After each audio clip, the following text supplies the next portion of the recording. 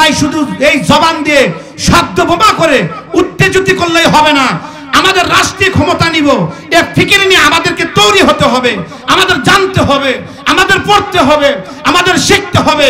এছাড়া রাষ্ট্রীয় ক্ষমতা দিলেও আপনারাও ব্যর্থ হয়ে যাবেন। আমি মামুনুল হক সাহেব হাফিজুল্লাহ সহ, আমি চরমনা হযরত সহ, আমি খিলাফত মজলিস সহ, আমি জামাত ইসলাম সহ প্রত্যেকটা ইসলামী ব্যক্তিত্বদেরকে পায়ে হাত রেখে বলবো, যদি ঐক্য হতে পারেন তাহলে জাতিকে আপনারা মেসেজ দেন, পুরো জাতি আপনাদের সাথে আছে, সাথে আছে। অনর্থক আর আমরা বেহুদা কথার দিকে কান দিতে চাই না। কথা বলেন, একজন এদিকে, একজন সেদিকে, একজন এই বলে, একজন সেই বলে, তো অশান্তি। জবাব আল্লাহর কাছে দিতে হবে। দুটি আমলের কারণে ঐক্য হচ্ছে না, মিডিয়ার মাধ্যমে জানাতে চাই, এই দুটি আমল যদি হয়ে যায়, এটা আমাদের মুরব্বী হাজী ইমদাদুল্লাহ মুহাজির মক্কি রাহমাতুল্লাহি আলাইহি বলছেন, ঐক্যের জন্য দুটি আমল। এক নম্বর হলো বিনয়। এক নম্বর কি? মানে নিজেকে ছোট মনে করা, অপরকে বড় মনে করা।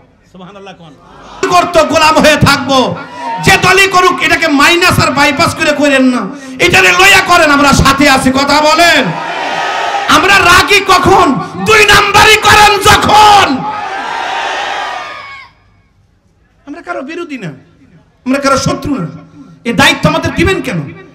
রাষ্ট্রীয় ক্ষমতা কঠিন এক জিনিস, ভয়াবহ এক জিনিস, আল্লাহর কাছে হিসাব দিতে হবে কড়াই গন্ডায়। হযরত ওমর রাদিয়াল্লাহু তাআলা আনহু প্রস্তাব দিয়েছিল, আপনার পরে আমিরুল মুমিনিন কে হবে? আপনার সন্তান হবে। উনি পরিষ্কার ভাষায় বলছেন, আমি আমার ফ্যামিলির জন্য এই ক্ষমতাকে হারাম ঘোষণা করেছি, আমার কোনো ফ্যামিলির লোকজনের দায়িত্ব গ্রহণ করতে পারবে না। ওনার ছেলের প্রস্তাব দিয়েছিল, ওমর রাদিয়াল্লাহু তাআলা বলছিল, আরে আমার ছেলেকে রাষ্ট্রীয় ক্ষমতার প্রস্তাব তোমরা দাও, যে ছেলে নাকি স্ত্রীকে তালাক দেওয়া বোঝে না, তাকে আমি রাষ্ট্রীয় ক্ষমতাই দেব। সুবহানাল্লাহ। খান দেখছেন তারা কি পরিমাণ ভয় করত। ক্ষমতা তো ভালো জিনিস না। আমি ওলামা হযরতকে বলবো, আমরা যারা বক্তা আছি তাদেরকে বলবো, জনগণকে বুঝাইয়া কথা বলেন, অনাকাঙ্ক্ষিত কোনো কথা বলার চেষ্টা করবেন না। তেজে যা বুঝাইতে পারেন না তা বলবেন না। আমরা অনেকে আছি, আমাদের ভাইরালের রোগ ধরছে, আমরা মঞ্চে উঠে তেজে উঠে আমরা এমন কিছু কথা বলার চেষ্টা করি, দিলের মধ্যে থাকে বাধা। আমাকে বাধা দিবে, ক্যামেরার সামনে যতগুলি আছে আমাকে হাইলাইট করবে, পরের দিন আমি ভাইরাল। এই ভাইরাল হওয়ার নিয়তে কোনো বক্তা কথা বলার চেষ্টা করবেন না। আল্লাহর দিকে তাকায়া কথা বলেন, জাতির উদ্দেশ্যে বলেন। যদি আপনার কথা আল্লাহর জন্য হয়, সকলে সম্মান আপনাকে করবে। কথা বলেন, এখান থেকে ফিরে আসতে হবে, বুঝিয়ে কথা বলুন। আমরা ওলামায়ে কেরাম যতই জোরে জোরে কথা বলি, আমাদেরও অনেক সমস্যা আছে। আমরা যে রাষ্ট্রীয় ক্ষমতা দিতে চাচ্ছি, যদি আল্লাহ দিয়েই ফেলে, আমার কথা হলো আমাদের যোগ্যতাটা কি অর্জন করলাম। রাজনীতি করতে হলে, সিয়াসাত করতে হলে অনেক শিক্ষার প্রয়োজন। রাজনীতি একটা কঠিন সাবজেক্ট, এটা কঠিন বিষয়। আমাকে যদি আজকে স্বরাষ্ট্রমন্ত্রীর দায়িত্ব দেয়, আমার কি অভিজ্ঞতা আছে? যদি শিক্ষামন্ত্রী দায়িত্ব দেয়, আমার কি অভিজ্ঞতা আছে? আমাকে পররাষ্ট্রনীতির দায়িত্ব দেয়, আমার কি অভিজ্ঞতা আছে? আমার কোন অভিজ্ঞতা আছে? আমার মনে হয় আমাদের সবচেয়ে উচিত, আমাদের দুইটা শিক্ষার সমন্বয় হওয়া উচিত। এক কোরআন, দুই আধুনিকতা। কথা বলেন ঠিক না ঠিক? কারণ রাসূল করিম সাল্লাল্লাহু আলাইহি ওয়াসাল্লামের জীবনী তালাশ করেন, উনি আগে লোক তৈরি করেছেন। আগে কি তৈরি করেছেন? আপনি আশ্চর্য হয়ে যাবেন। একটা কথা শুনেই, ইসলামের ইতিহাসে প্রথম যুদ্ধ হলো বদরের যুদ্ধ। এই বদরের যুদ্ধে মুসলমান বিজয় লাভ করেছিল এবং যাদেরকে ধরে নিয়ে আসছিল, বন্দী করেছিল আল্লাহর রাসূল, তাদেরকে কিছু টাকা পয়সা নিয়ে তাদেরকে ছেড়ে দিল, মুক্তিপণ নিয়ে ছেড়ে দেওয়া হলো। যাদের কাছে টাকা পয়সা ছিল না, রাসূল শর্ত দিল, যারা শিক্ষিত আমাদের ছেলেদেরকে তাহলে শিক্ষা দিবে, এরপরে শিক্ষা অর্জন করার পরে তাদেরকে আমরা মুক্তিপণে ছেড়ে দিব। এটাই ছিল তাদের কি মুক্তিপণ। তাহলে রাসূল শিক্ষার প্রতি কত গুরুত্ব দিয়েছিলেন। মদিনার 13 বছরের জিন্দেগিতে গিয়ে আল্লাহর রাসূল রাষ্ট্রীয় ক্ষমতা নিলেন, আল্লাহর রাসূল আগে লোক তৈরি করেছেন। আরে ভাই, শুধু এই জবান দিয়ে শব্দ বোমা করে উত্তেজিত বেইজ্জতি করলেই হবে না, আমাদের রাষ্ট্রীয় ক্ষমতা নিব এ ফিকির নিয়ে আমাদেরকে তৈরি হতে হবে, আমাদের জানতে হবে, আমাদের পড়তে হবে, আমাদের শিখতে হবে। এছাড়া রাষ্ট্রীয় ক্ষমতা দিলেও আপনারাও ব্যর্থ হয়ে যাবেন। ভাই কথাটা ঠিক কিনা বলেন? হই হই করে কি লাভ, জয় জয় করে কি লাভ? আমার মনে হয় মুসলমানের উচিত কথা কম কাজ বেশি। কি বলেন ভাই? কথা কম কাজ বেশি। এমনি হই হই জয় জয় করে শব্দ বোমা, ওই জনগণ সামনে পায়, মাইক সামনে পায়, মনে করে না জানে আমি কি হইলাম। এই যে একটা সর্বনাশ। এখন কথা কম কাজ বেশি, কথা কয় না রে। এদেশে আমি যতটুকু দেখলাম, আজকে আমার যতগুলি প্রোগ্রাম সারা বাংলাদেশ সফর করে আমি যে জিনিস বুঝেছি, এদেশের মানুষ ধর্মপ্রাণ, কোরআনকে ভালোবাসে, সুন্নাহকে ভালোবাসে, আলেম ওলামাদেরকে ভালোবাসে।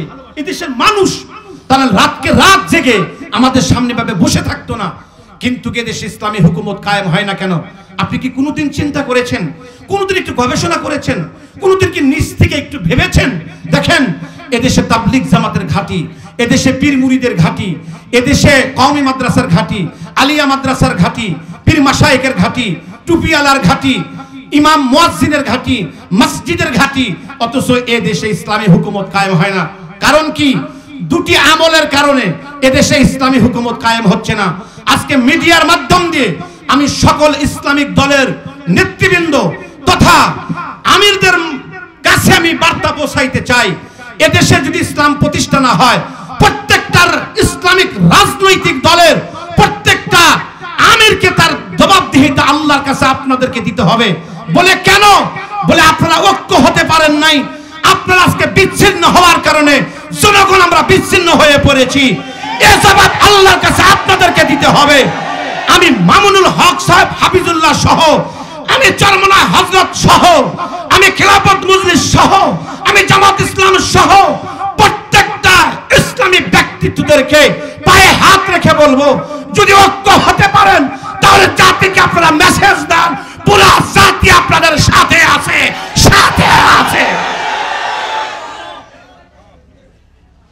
অনর্থক আর আমরা বেহুদা কথার দিকে কান দিতে চাই না।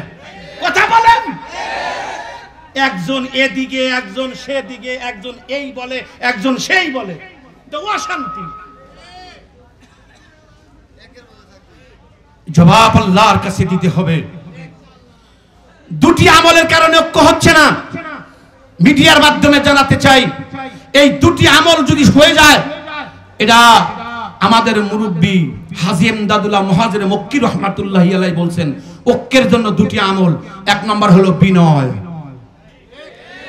এক নম্বর কি? মানে নিজেকে ছোট মনে করা, অপরকে বড় মনে করা।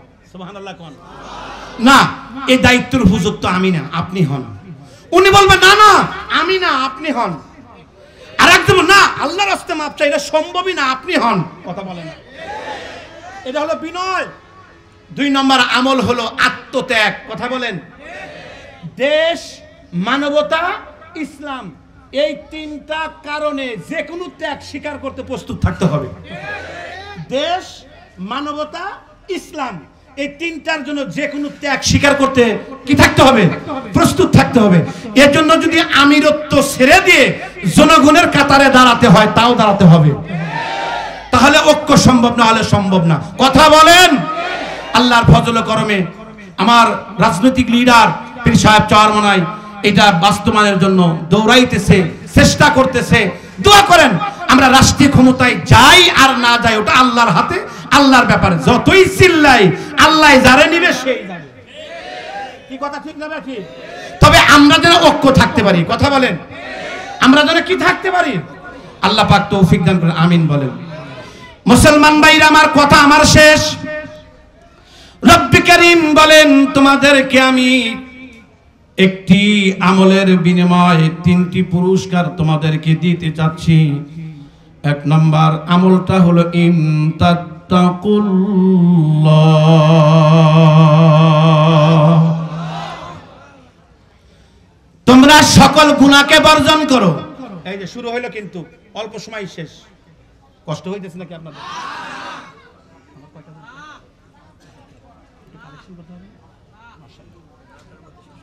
আচ্ছা শেষ। এক নাম্বার হলো আমলটা হলো সকল গুনাহ থেকে বেঁচে থাকা।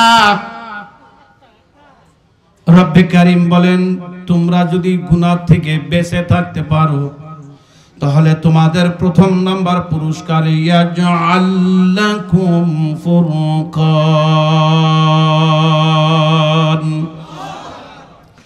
আমি আল্লাহ তোমাদের সত্য মিথ্যা বোঝার তৌফিক দেব, ভালো মন্দ বোঝার তৌফিক দেব। তার মানে আমি আল্লাহ তোমাকে জ্ঞানী বানাবো। সুবহানাল্লাহ বলেন। দুই নাম্বার হলো ওয়ায়ুকাফির আনকুম সাইয়্যাতিকুম, আমি আল্লাহ তোমাদের যত পাপ আছে, অন্যায় অবিচার অত্যাচার করার কারণে যত পাপ আছে, আমি আল্লাহ সকল পাপকে ক্ষমা করে দেব। তিন নাম্বার ওয়ায়াগফির লাকুম, আমি আল্লাহ তোমাদেরকে মাফ করে দিব। তবে শোনো, ওয়াল্লাহু যুল ফাদলিল আযীম। একটা কথা বলে বিদায় নিয়ে যাই, সুন্দর একটা ঘটনা শোনাই আপনাদেরকে বাজান। আপনারা জানেন বাংলাদেশে যতগুলি জেলা আছে তার মধ্যে একটা জেলা হলো নেত্রকোনা। শোনেন নাই? এই নেত্রকোনা জেলার 1000 বছরের ইতিহাস। বাংলাদেশে যতগুলি পীর মাশায়েখ আউলিয়া ইকরাম দিন প্রচারের জন্য আসছিলেন তার মধ্যে একজন হলো শাহ সুলতান কমরউদ্দিন রহমাতুল্লাহি আলাইহি।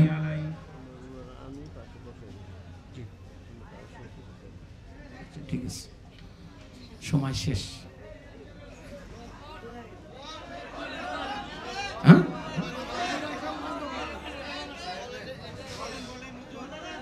কমিটির কথা অনুযায়ী তোমার কথা বলতে লাগবে। হ্যাঁ,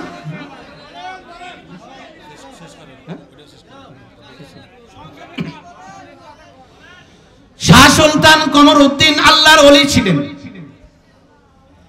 উনি এসেছিলেন 1000 বছর আগে এই বাংলার আঙ্গিনায় নেত্রকোনায় মদনপুরে। বাজান আপনারা জানেন না গ্রামের নামটা মদন নাম কেন রাখা হলো? ইতিহাস পড়ে দেখলাম এইখানে হিন্দু অধ্যুষিত এলাকা, শাসিত এলাকা যে শাসন করতেন হিন্দু রাজা, ওনার নাম ছিল মদন। আল্লাহর ওলি আসছিলেন দিনের জন্য এসে বাজান শাহ সুলতান কমরউদ্দিন এই বাদশাহকে ডাক দিয়ে বললেন, কমরউদ্দিন সাহেব, আমি ইসলাম প্রচারের জন্য এসেছি, আপনি যদি একটু মেহেরবানি করে আমাকে একটু সময় দিতেন, একটু জায়গা দিতেন, তাহলে আমি নবীর দ্বীনকে প্রচার করতাম। সুবহানাল্লাহ জোরে বলেন। বাদশা বলেন এটা কোনোদিনও সম্ভব নয়, আমি আপনাকে একটা জায়নামাজ পড়ার মতো জায়গা আমি দেব না। উনি বললেন দুনিয়াটা হলো পুরা কুল কায়নাতের মালিক আমার আল্লাহ, আপনি আমাকে জায়গা কেন দিতে চান না, কিসের জন্য দিতে চান না? বলে দেব না। আল্লাহর ওলি কেমন ওলি বাজান? আমি যে বলছি বিজয়ের জন্য গুনাহকে বর্জন করা, আল্লাহর সাথে সুসম্পর্ক কায়েম করা। আল্লাহর ওলি দেরি করলেন না, উপর দিকে তাকিয়ে উনি জঙ্গলে চলে গেলেন। জঙ্গলে গিয়ে যখন জায়নামাজখানা পারলেন, জায়নামাজখানা পেরে উনি সেজদারত হলেন। বাজান মুহূর্তের মধ্যেই বনের সর্বশ্রেণীর পশুগুলি তার আশেপাশে বসে গেলেন। এলাকার হিন্দু সম্প্রদায়ের লোকজন এই জিনিসটি অবলোকন করলেন, দেখলেন কি আশ্চর্য কথা, আজীব ব্যাপার। দেখতে দেখতে সকল হিন্দুগুলি বললেন, কি ব্যাপার হযরত, আপনার কাছে আমরা আসতে চাই, আপনি এগুলোকে সরিয়ে দিন। হুজুর বললেন, তোমরা যদি কলমা পড়ে মুসলমান হয়ে যাও এগুলো আপনা আপনি সরে যাবে। হিন্দুরা যখন কলেমা পড়ে মুসলমান হতে শুরু করলেন ভাই, এই বনের পশুগুলির লেজ লড়ায়া লড়ায়া তাদেরকে স্বাগতম দিলেন। বাজান এরপরে কি করলেন? হুজুরের এই দৃশ্য দেখে বাদশা দেখলেন এভাবে তো পুরা দেশকে উনি দখল করবেন। উনি বললেন, হযরত আমি আপনাকে একটি জায়নামাজ পড়ার মতো জায়গা দিব, আপনি এতটুকু জায়গা নিন, তবু এরকম ভাবে মুসলিম কাউকে বানানোর চেষ্টা করবেন না। বাজান জায়নামাজটা যখন পেড়ে দিল, এই জায়নামাজ আপনা আপনি উঠতে লাগলো, উপরে উঠতে লাগলো। জায়নামাজ, ছোট্ট জায়নামাজ আস্তে আস্তে এত বড় হতে লাগলো। বড় হইতে হইতে হইতে হইতে দৃশ্যটা দেখে মানুষ ইসলাম ধর্মের জন্য দীক্ষিত হয়ে গেল। বাদশা দেখলো এইখানে আর আমার থাকা সম্ভব নয়। তখন বলল, কমরউদ্দিন সাহেব, আপনার কাছে আমার একটাই নিবেদন, আমি জানি আমার পালা শেষ, ইসলামের বাতি এসে গেছে, এই জায়গায় থাকা আমার সম্ভব নয়, তবে আপনার কাছে আমার একটা দাবি, যেহেতু আমি চলে যাব, কমপক্ষে আমার একটা নাম রেখে যান, যেন এই নামটা বলবাদ থাকে। আমি একজন বাদশা ছিলাম মদন, এই জন্য গ্রামের নামটা হলো মদন। ইতিহাস পড়ে আমি যা বুঝতে পারলাম, এ কথা দ্বারা আমি বুঝাইতে চাই, ও বাজান, আল্লাহর সাথে সুসম্পর্ক কায়েম করো, আল্লাহর সাথে ধ্যান খেলা খেয়াল কায়েম করো। আল্লাহর কসম করে বলি, আল্লাহর সাথে যাদের সম্পর্ক আছে তারা দুনিয়ায়ও বাদশাহ, তারা কবরেও বাদশাহ। দ্বিতীয় নাম্বার কথা হলো, প্রতি প্রায় ঘন ঘন আপনাদের এলাকায় আসি, একটা কারণ মাদ্রাসা। বাজান এই মাদ্রাসার জন্য আপনাদের কাছে আমার আশা। আপনারা জানেন আমাদের মাদ্রাসার হুজুরেরা বেতন কিন্তু সরকারি স্কেলে কোনো বেতন নাই। আমি যত মাদ্রাসা ঘুরেছি এমন মাদ্রাসাও পেয়েছি মাদ্রাসার প্রিন্সিপালের ৫,০০০ টাকা বেতন, তাও ৩ মাস বাকি। আমার মনে আছে রে, নাটোর একটা মাহফিলে গিয়া, মাহফিল যখন শেষ করলাম, যখন আমি বের হয়ে যাচ্ছি, মাদ্রাসার যিনি মুতামিম ছিলেন, 2টা চোখ অন্ধ, চোখে দেখে না, আমাকে মোটা অঙ্কের একটা হাদিয়া দিলেন। আমি হাদিয়াটা নিয়ে ওনাকে জিজ্ঞাসা করলাম, ভাই আপনার হাদিয়া কত মান্থলি? উনি মুস্কি হেসে দিয়ে বললেন, হুজুর এই কথা জিজ্ঞাসা করেন কেন, আমার বেতন অনলি মাত্র ৫,০০০ টাকা বেতন। আমি বললাম, কয় মাসের বাকি? বলে, হুজুর 2 মাসের বাকি। আমার কলিজাটা ছিঁড়ে গেল। আমি আমার পকেট থেকে টাকাগুলি নিয়ে, এদিকে খেয়াল, আমি আমার পকেট থেকে টাকাগুলি নিয়ে ওনাকে কিছু টাকা হাদিয়ে দিলাম, যে এটা আমি আপনাকে দিতে চাই। বাজান ওই আল্লাহর ওলি ডাক দেখো, হুজুর আমি এটা নেব না, যদি আমাকে দিতে হয় একটা জিনিস আপনার কাছ থেকে আমি চেয়ে নিব, আপনি আমাকে দিবেন নি বলেন। আমি বললাম, কি চান, আমি কি দেব আপনাকে? উনি বলতেছেন, একটা জিনিস আমাকে দিবেন, সেটা হলো দোয়া। আল্লাহ আমাকে অন্ধ বানাইছে, আমার কোনো দুঃখ নাই, আমার মার চেহারাটা দেখতে যেতে চাই। মা কেমন দেখা যায় আমি কইতে পারি না, আমার বেটা বেটি কেমন দেখা যায় আমি কইতে পারি না, আল্লাহর কুল কায়নাত কেমন দেখা যায় আমি কইতে পারি না। হযরত একটা জিনিস দোয়া চাই, দুনিয়াতে আল্লাহ অন্ধ বানাইছে, আল্লাহ যেন আমাকে কবরে অন্ধ না বানায়। শেষ জীবনে আর যদি দেখা কোনোদিন নাও হয়, যদি কানে আসে যে সাইপি সাপ আর দুনিয়াতে নাই, কমপক্ষে আপনাদের পায়ে রেখে হাত রেখে একটু দোয়া ভিক্ষা চাই, দোয়া করবেন, আল্লাহ যেন আমাকে মাফ করে দেন, আল্লাহ যেন মাফ করে দেন। এই মাদ্রাসার জন্য আমি শুরুতেই তাত্ত্বিকপূর্ণ একটি কথা শোনাতে চাই। কোরআনে ভুল হওয়ার সম্ভাবনা ছিল, এখনো ভুল ধরার সুযোগ আল্লাহ দিয়ে রাখছেন। কথা বোঝেন আগে, বলে কেমনে? কোরআনুল কারিমে 114 খানা সূরার মধ্যে একটি সূরা সূরাতুল লাহাব, এই সূরাটি নাজিল হয়েছেন আবু লাহাব চিরস্থায়ী জাহান্নামী এ কথা বুঝাইবার লক্ষ্যে। জিজ্ঞাসা করতে চাই, বলুন তো, আবু লাহাব ইসলামের বন্ধু ছিল না ইসলামের দুশমন ছিল? রাসূলুল্লাহর বন্ধু ছিল না রাসূলুল্লাহর দুশমন ছিল? এই সূরাটি আবু লাহাব জাহান্নামী আল্লাহ রাব্বুল আলামিন বুঝাতে চেয়েছেন। এই সূরা নাজিল হওয়ার পরেও আবু লাহাব 10 বছর বেঁচে ছিল। যদি আবু লাহাব ঈমান আনয়ন করতেন, কোরআন মিথ্যা হয়ে যেত। যেহেতু আবু লাহাব চিরস্থায়ী জাহান্নামী, এটা রব্বি কারীম শুনাইছেন। আর সূরাটা নাজিল হওয়ার পরেও আবু লাহাব 1 নয় 2 নয় 10 বছর বেঁচে ছিল। আবু লাহাব যেহেতু ঈমান আনয়ন করতে পারেনি, তাহলে নিঃসন্দেহে থাকেন কোরআন সত্য, কোরআনের মধ্যে কোনো ভুল নাই। আমার কথা কি বুঝতে পারছেন আপনারা? 2 নম্বর, আল্লাহ এখনো চ্যালেঞ্জ দিয়ে রাখছেন, तमाम दुनियार जिन इंसान তোমাদের যদি শক্তি থাকে, ক্ষমতা থাকে, আমি আল্লাহ চ্যালেঞ্জ ছুড়ে দিলাম, ফাতু বিসূরাতিম মিন মিথলি, ছোট্ট একটা সূরা অনুরূপ বানিয়ে আমাকে দেখাও। আজ থেকে নিয়ে প্রায় 1550 বছর হলো কোরআনের চর্চা চলছেন। পৃথিবীতে অদ্যাবধি পর্যন্ত কেউ কোরআনে কোনো ভুল ধরতে পারে নাই। এই চ্যালেঞ্জ কেউ গ্রহণ করতে পারে নাই। তাহলে বোঝা গেল কোরআনের মধ্যে কোনো ভুল নেই, নিঃসন্দেহে এটা আল্লাহর কালাম।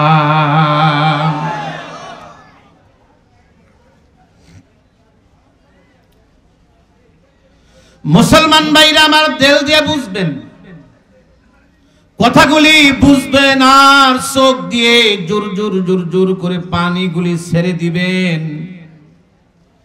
কারণ পৃথিবীতে একটি মাত্র গ্রন্থ, যাহার বয়ান করলে যেমন দেলে লাগে, চোখ দিয়েও অজস্রে পানিগুলি গড় গড় করে পড়ে। কেনই বা পড়বে না?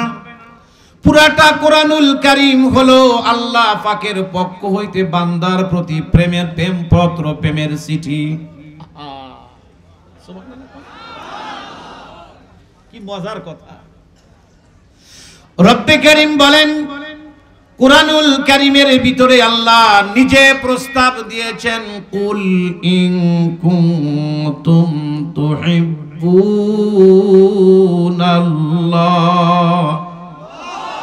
ফাত্তাবিউনি ইউহিব্বুকুমুল্লাহ ওয়া ইয়াগফির লাকুম যুনুবাকুম আল্লাহু গফুরুর রহিম।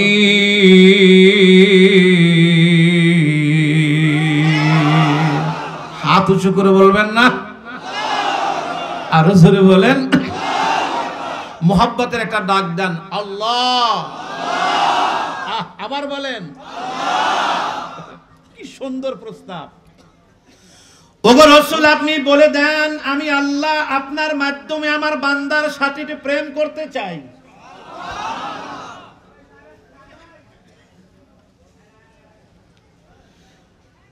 এমন একজন লোকের মাধ্যমে আল্লাহ প্রস্তাব দিয়েছেন, যার চরিত্রের ক্যারেক্টার, যার চারিত্রিক গুণাবলী আল্লাহ নিজে সাক্ষী দিয়েছেন। নবীর চরিত্রটা কেমন ছিল?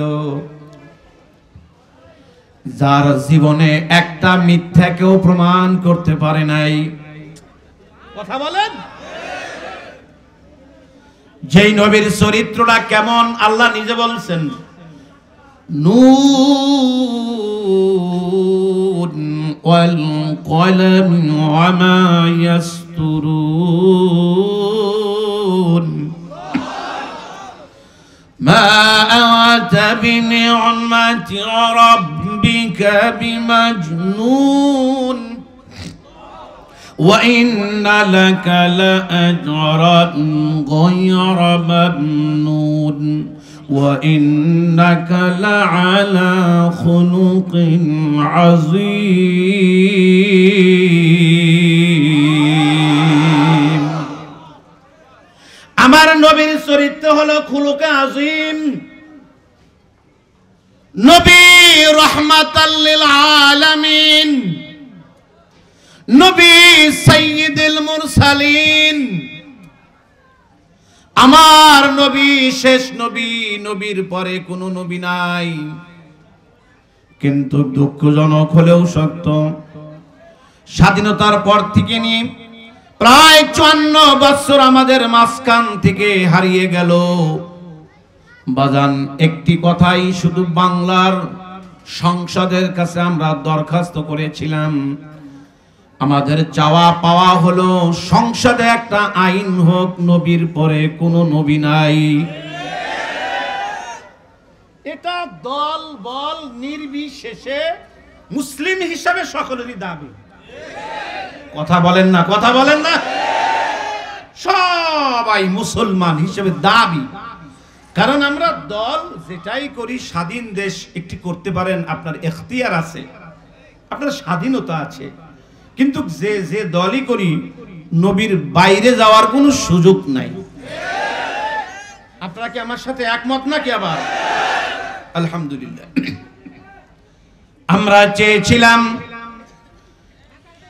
এজন্য অনেক হরতাল, অবরোধ, মিছিল, মিটিং, সমাবেশ করেছি, রাজপথে অনেক লাশ জ্বলিয়েছি, আইন বাস্তবায়ন হয় নাই। দ্বিতীয়ত প্রস্তাব ছিল কাদিয়ানি কাফের, এর মধ্যে কোনো সন্দেহ নাই।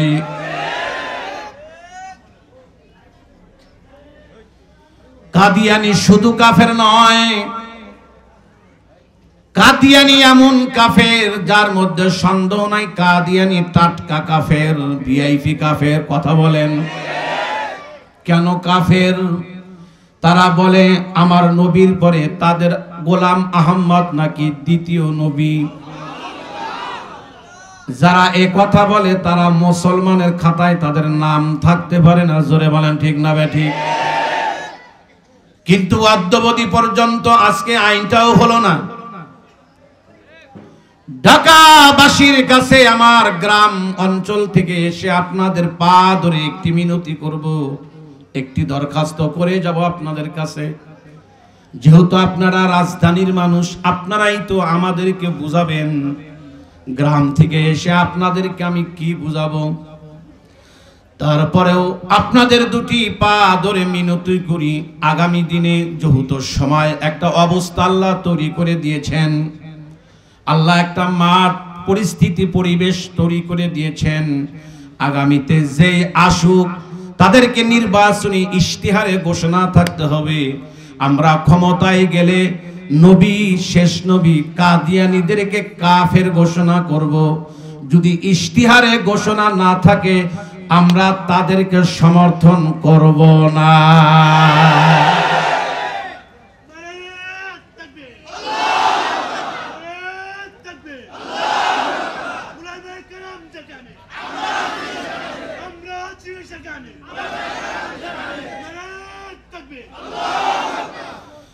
এই কথাটা কেন বলেছি?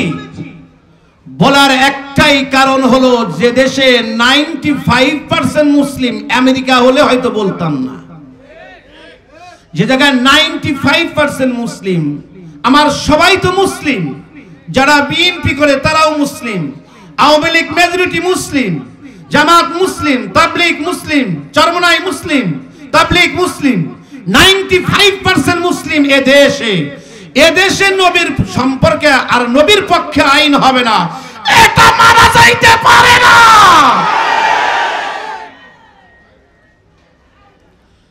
এজন্য আপনাদের কাছে আমার করজোরে অনুরোধ, নামাজ এক ওয়াক্ত কম পড়তে পারি, মুসলমান মুখে দাড়ি না থাকতে পারে, টুপি না থাকতে পারে, কিন্তু নবীর কাছে আমরা একমত। নবীর মান ইজ্জত দিয়ে কোনো সিনেমিনি খেলা হলে দেশের তাওহীদি জনতা মেনে নেবে না। কে কে রাজি আছেন হাত উঁচু করে দেখান।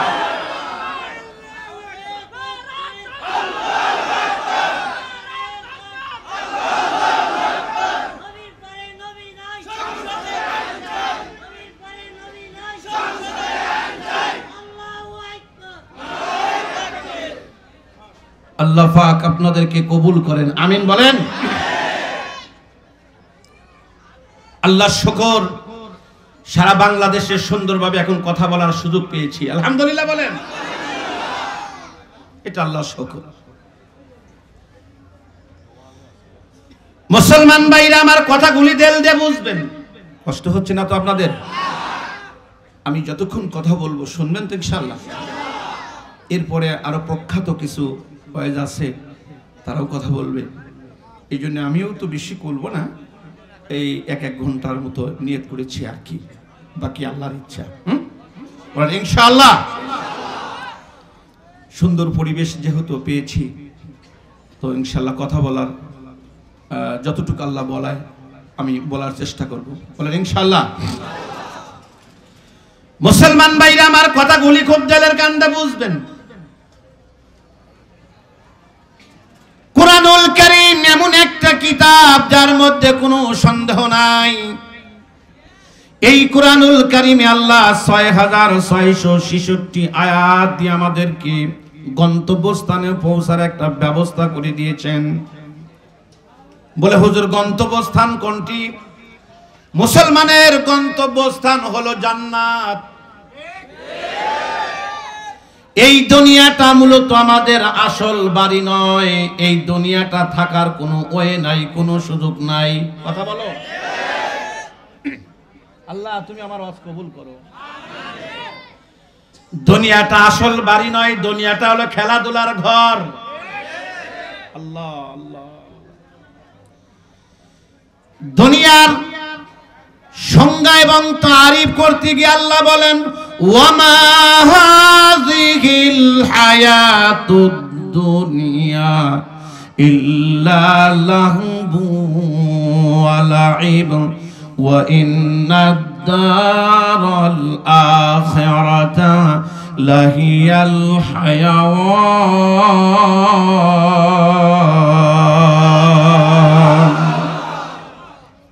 আল্লাহ রাব্বুল আলামিন বলেন দুনিয়াটা হলো খেলাধুলার ঘর। সুবহানাল্লাহ বলেন। এ বাপজির আমার, এক কলিজার টুকরা যুবকেরা আমার, ও শিক্ষিত সমাজ, বাজান সকলেরই পায়ে আমার হাত।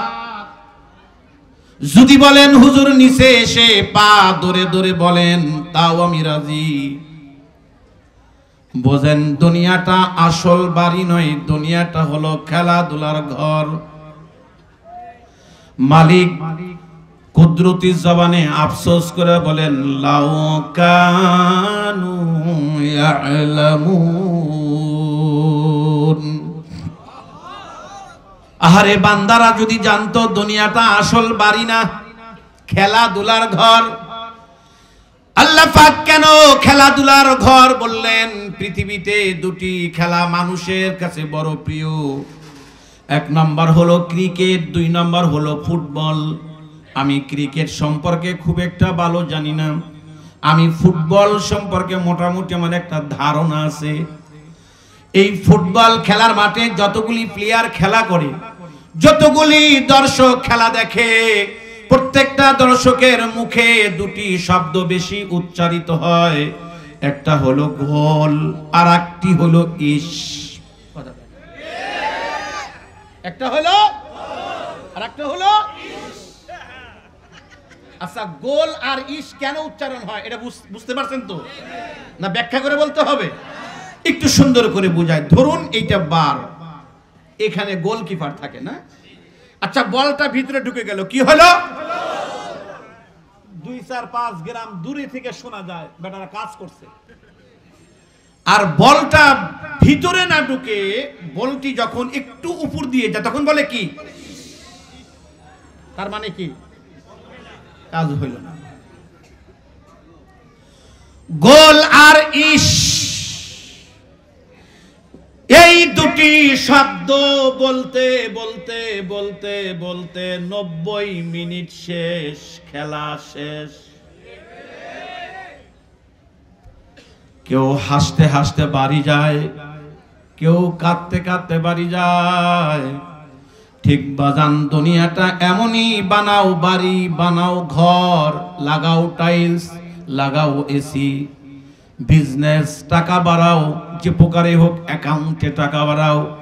ঘর বানাইতে বানাইতে হঠাৎ করে মসজিদের মাইকে এলান হয় বাড়িওয়ালা আর নাই, বাড়িওয়ালা নাই। মসজিদের ওই চার পায়া পালকি তখন বাড়ি আসে, কেউ বড়র পাতা দিয়ে পানি গরম শুরু করে দেয়, কেউ ঘরের সামনে কালো মুসুরি টানায়, এমন ভাবে লাশটা শোয়া রাখে, মাথার বালিশটাও আর মাথার নিচে নাই, বাজান একটি নরমাল চাদর দিয়ে ডেকে রাখে। সলকেটের মতো প্যাকেট করে চারজন মানুষ নিয়ে রওনা দেয়। ঘরের জায়গায় ঘর, বাড়ির জায়গায় বাড়ি, কিন্তু মাঝখানে বাড়িওয়ালা নাই।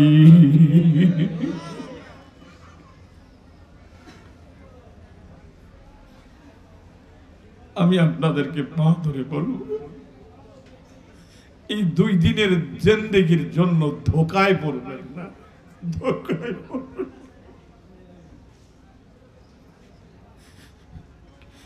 দুনিয়া ধোকা, দুনিয়া ধোকা, ধোকা, ধোকা।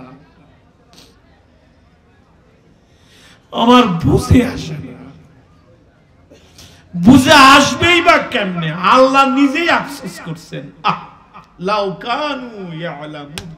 আরে বান্দা যদি বুঝতো যে দুনিয়া আসল নয়, নকল, ভুয়া, এই দুনিয়ার জন্য মানুষ সুদ কেমনে খায়, ঘুষ কেমনে খায়, পরের হক নষ্ট করে কিভাবে মানুষ টাকা পাচার করে, কিভাবে মানুষ অন্যায়ভাবে একজন আরেকজনকে আঘাত করে, কিভাবে মানুষ একজন মানুষ আরেকজন মানুষকে কষ্ট দেয়, এটা আমার বুঝে আসে না। দিন যতই যাচ্ছে মানুষের নৈতিক চরিত্রের অবক্ষয় ততই হচ্ছে। কথা বলেন, বলেন ভাই, কি করবেন এখন, কি করবেন বলেন? আমি অনেক জায়গায় বলি, আমার যদি টাকা পয়সা থাকতো আমি এই দেশে থাকতাম না, আমি চলে যেতাম। যে দেশে মানি লোকের মান নাই, যে দেশে সম্মানী লোকের সম্মান নাই, যে দেশে ভদ্রতা নাই, কৃষ্টি কালচার উঠে যাচ্ছে, যে দেশে ছোট বড়কে সম্মান করে না, বড় ছোটদেরকে স্নেহ করে না, যে দেশে আলেম ওলামাদের ইজ্জত নাই, বিনা কারণে আলেম ওলামাদেরকে ফাঁসি পর্যন্ত দিয়ে দেয়, যে দেশে নিরপরাধ আলেমদেরকে কুকুরের মতো টেনে টেনে জেলখানায় ভরে, যে দেশে কোনো কৃষ্টি কালচার না, উঠে যাচ্ছে, আদব আখলাক উঠে যাচ্ছে, দিন যতই যাইতেছে অশান্তি ততই ধেয়ে আসতেছে। আল্লাহ রাসূল বলেন এত ভাবে আসবে, এত আসবে সামনে, তসবির দানা ছিঁড়ে দিলে যেরকম ধারাবাহিক ভাবে পড়ে এভাবে আসবে, বৃষ্টির দানা একের পর এক যেরকম পড়ে এভাবে পড়বে, এত মুসিবত সামনে আসবে। আল্লাহ রাসূল পরিষ্কার করে বলে গেছেন, ও আমার জাতির মানুষ, ফেরো ফেরো ফেরো, পায়ে হাত রেখে বলছি ফেরো, কারণ একবার যদি চোখ বন্ধ হয়ে যায় আর বোঝার কোনো সুযোগ নাই।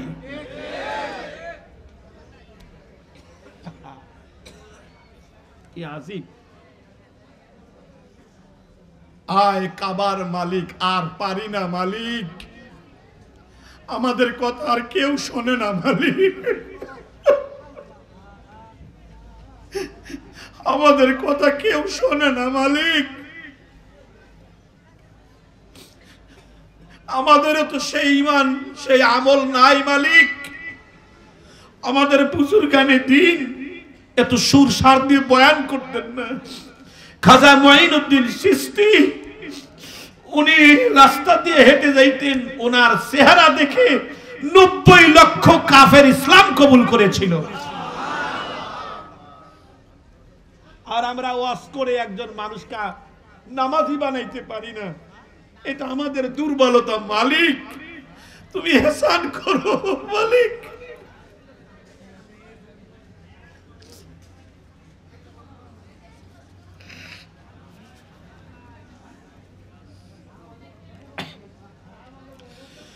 মুসলমান ভাইরা আমার কথাগুলি খুব দিল দিয়ে বুঝবেন।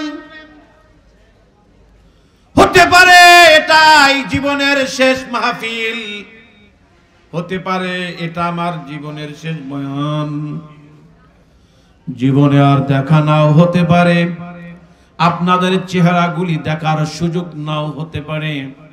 এজন্য রব্বে কারীম বলেন, সূরাতুল আনফালের 29 নম্বর আয়াতে বলছেন, খবরদার একটি কাজ বাধ্যতামূলক করে নাও, আমি আল্লাহ নগদ 3টি পুরস্কার দুনিয়াতে দেব। প্রিয় ঢাকাবাসী, শোনা যাবে? আমল করা যাবে? বলো বাবা, এটা মুখের কথা না দিলের কথা? বলো বলো, কিসের কথা? মুখের কথা না তো? তোমাদের পায়ে ধরি, কিসের কথা? মানবো ইনশাআল্লাহ, মানবো ইনশাআল্লাহ। একটা কাজ, বলো কয়টা কাজ? আল্লাহ রাব্বুল আলামিন বলেন, ইয়া আইয়ুহাল্লাযীনা আমানু, জোরে বলেন। আয়াতের দিকে তাকাইলে আর একটু ভালো বুঝে আসে।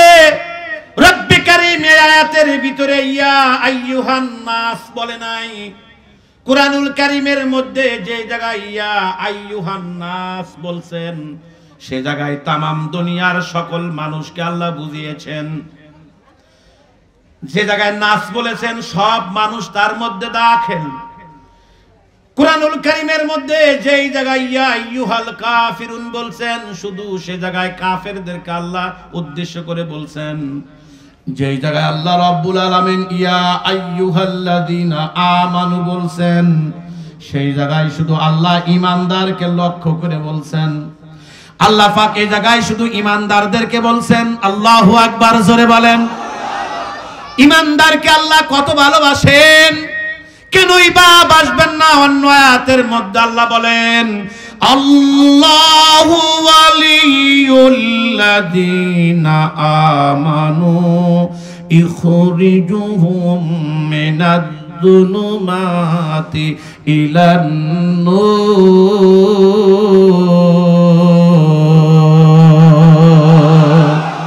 আরো জোরে বলেন আল্লাহু আকবার। হে ঈমানদার, তোমরা যদি ঈমানদার হও, আমি আল্লাহ তোমাদের অভিভাবক হব। আল্লাহ যদি আমাদের অভিভাবক হন, দুনিয়াতেও ভয় নাই, আমাদের কবরেও ভয় নাই, আমাদের আখিরাতেও ভয় নাই। একের পর এক আমি শুনাইতেছি। ঈমানদার কাহাকে বলে? ঈমানদারের সংক্ষিপ্ত ব্যাখ্যা হলো, সাহাবায়ে কেরামের যেমন ঈমান ছিল, আল্লাহ ওই পরিমাণ ঈমান আমাদেরকে আনতে বলছেন। রব্বে কারীম বলেন, আমিনু কামা আমানান নাস। তোমরা ঈমান আনো সাহাবায়ে কেরামের যেরকম ঈমান ছিল। সুবহানাল্লাহ বলেন।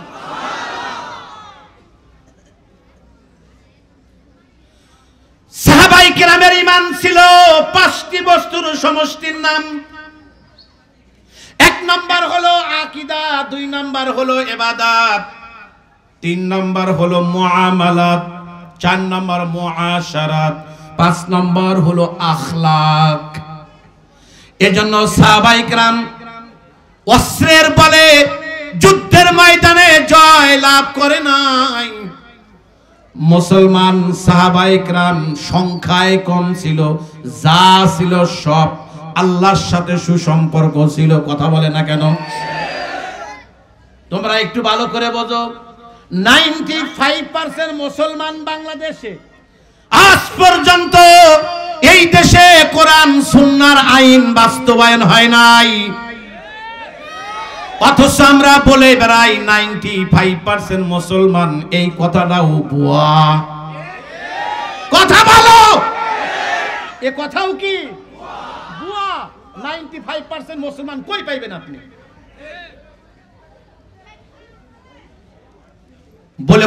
বলেন কি হুজুর আশ্চর্য কথা? হ্যাঁ, আমি শুনাইতেছি যুক্তির আলোকে। কোনো বাবার ক্ষমতা নাই আমারে ঠেকায়। বলে কেন? সাহাবায়ে কেরামের আখলাকের সাথে যদি আমাদের না মিলে, আমরা আসল মুসলমান নই।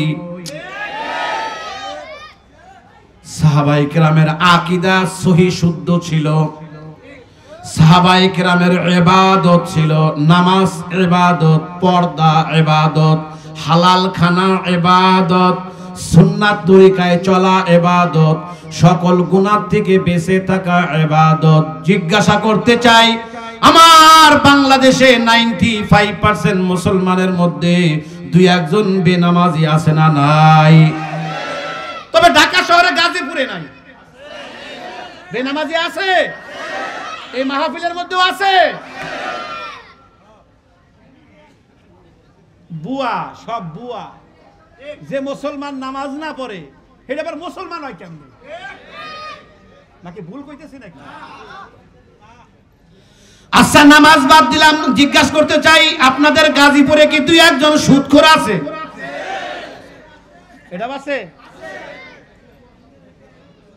এগুলো বাদ দিলাম, দুই একজন মানুষ কি ঘুষখোর আছে?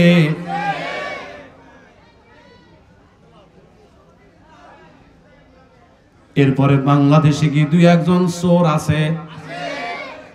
না, চোর নাই। সিঙ্গল চোর না ডাবল চোর? সাধারণ চোর না ভিআইপি চোর? কথা বলতে ভয় পান কামিয়া? ভিআইপি চোর কাকে বলে? আবার সাধারণ চোর বলা হয়, কষ্ট পাইতেছেন না তো আপনারা?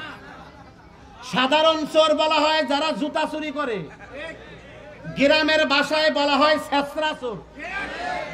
আমাদের গ্রামে কয় কি চোর? ছেঁচড়া, ছেঁচড়া চোর, যারা জুতাও চুরি করে। কথা কয় না রে? যারা মোবাইল চুরি করে ছেঁচড়া চোর। কথা বলো। যারা মানুষের পকেট মারে ছেঁচড়া চোর। কিন্তু যারা কলম দিয়া চুরি করে এরা ভিআইপি চোর।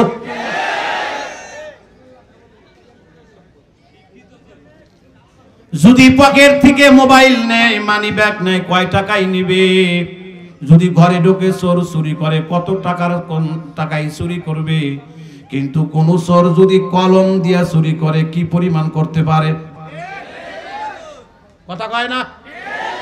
আমরা একবার নয়, দুইবার নয়, 5 বার আমরা ফার্স্ট হয়েছি বিশ্বের দরবারে চুরি করে।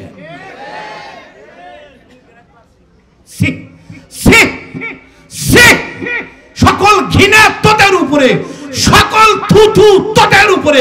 বলেন থু থু, বলেন সি সি সি সি। যারা চুরি করে, যারা গরিবের মাথায় কুড়াল মেরে, যারা গরিবের পেটে লাথি দিয়ে প্রজাদের ট্যাক্স আর করের টাকা নিয়ে বিদেশে পাচার করেছো, জনগণের আদালতেও দাঁড়াতে হবে, আল্লাহর আদালতেও দাঁড়াতে হবে।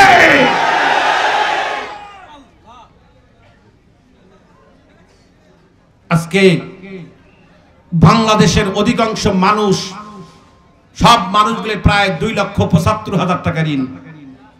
জানেন? খবর জানেন? কি করবেন?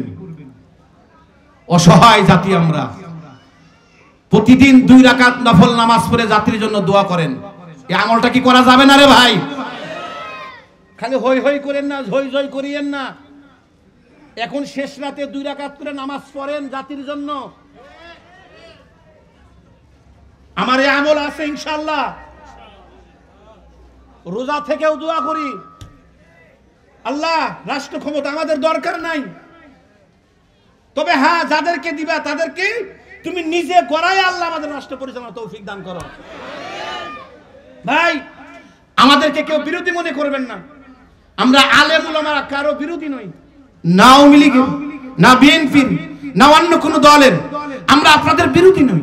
যদি বিএনপি যদি এই কোরআন দ্বারা, কোরআনের মর্যাদা নিয়ে